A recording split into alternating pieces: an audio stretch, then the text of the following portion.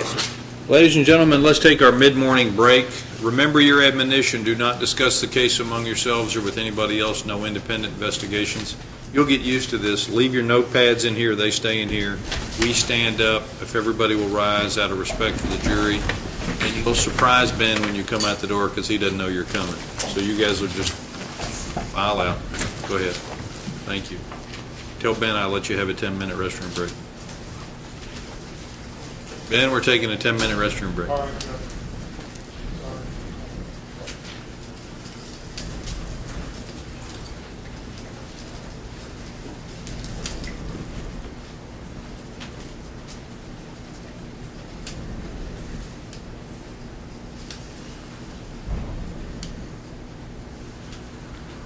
How's your dog, Tony?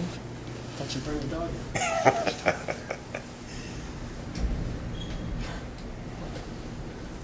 Jury's out. I don't know if I may hitch my statute. Everybody can have a seat. Note number 5 to the 3 cases cited. This is 52704. In case notes.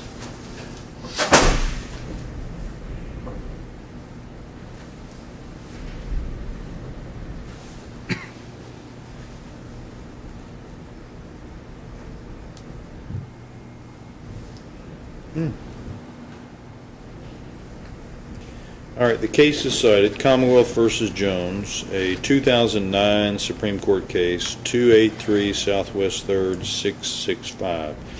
In a prosecution for possession of a firearm by a convicted felon, the Commonwealth was not required to establish that the firearm in question was operable.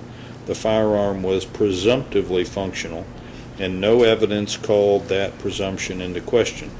In a prosecution for possession of a firearm by a convicted felon, the Commonwealth does not have the burden of proving firearm operability. Rather, the defense may raise operability as an affirmative defense. In a prosecution for possession of a firearm by a convicted felon, given the presumption that a firearm is operable, proof of operability or jury instructions requiring a finding that a firearm actually works are not necessary unless there is non-speculative evidence at trial that calls the presumption into reasonable doubt. I was not aware of that. Okay, so I think they're right. Unless you've asserted pretrial some affirmative defense questioning or challenging the operability of the firearm, it's presumptively operable.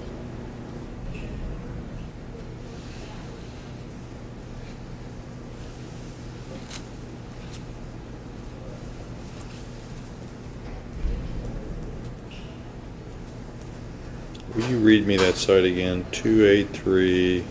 Southwest 3rd 665. Thank you. To put that in my outline.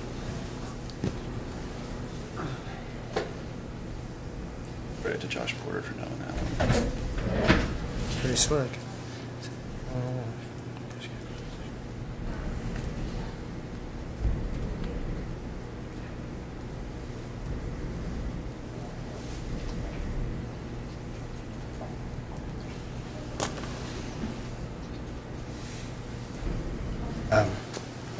I think the gun's filthy. It's been sitting up there. We don't know how long it's been up there. And the gun next to it has cobwebs on it. So do you think that challenges the operability of the weapon? I mean, when I was in the military, we'd clean our guns all the time. I would assume. Mr. James. Actually, if you look at the pictures of the Smith & Wesson in particular, it's not filthy, first of all, and secondly, you can look at it right there. It's perfectly fine. That's not any evidence at all. Well, there was no chain of custody. There's the problem there. You can look at the photographs and see the same thing, Judge. I'm inclined to sustain the objection and announce to the jury that there's a presumption that the firearm is operable. Thank you, Your Honor. Thank you. We still have 8 minutes left in our break. Detective, you can take a break if you want to. You don't have to sit there. I'm okay. Your call. Thank you. You need a glass of water or anything? I was gonna get a bottle of water. I don't want to drink. Do you all have a bottle of water for the witness? I'm sorry, he doesn't want to drink. Tara, will you bring us out a nice fresh glass of cold water for the detective? Thank you, Your Honor. Well, I'm going back. I'll get it. No, Your Honor, I'll go back there and get it. No, no, no.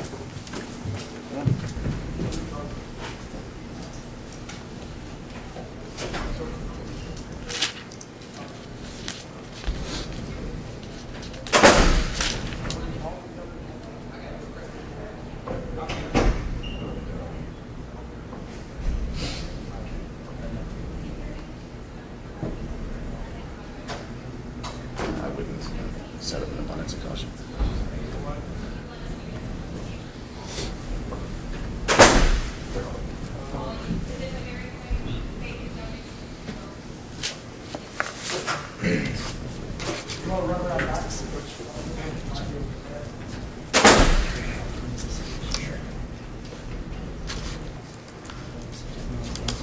How you been doing, Tony? Where are you now? Pretty good. How about yourself? Good. Where are you? Still at the mobile I lane. have it. I just didn't want to interrupt you. If I could send it to you via text.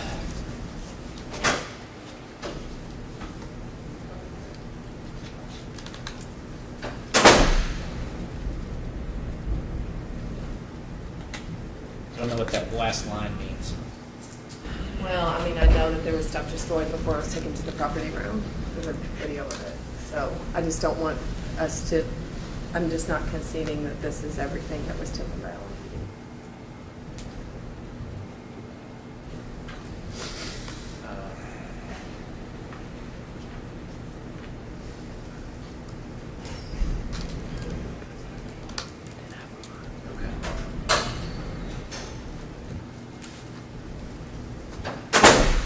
Yeah, that's fine. Thanks. Sorry to bother you. That's okay.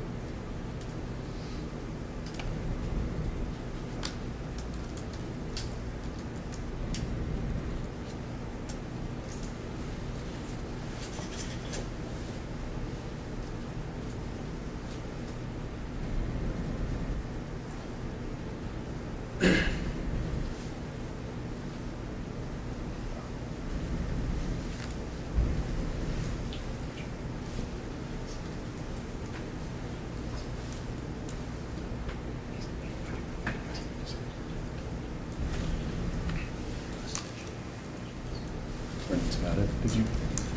Matt, my book. Oh, yeah. Thank you. Let me write this out, Tony.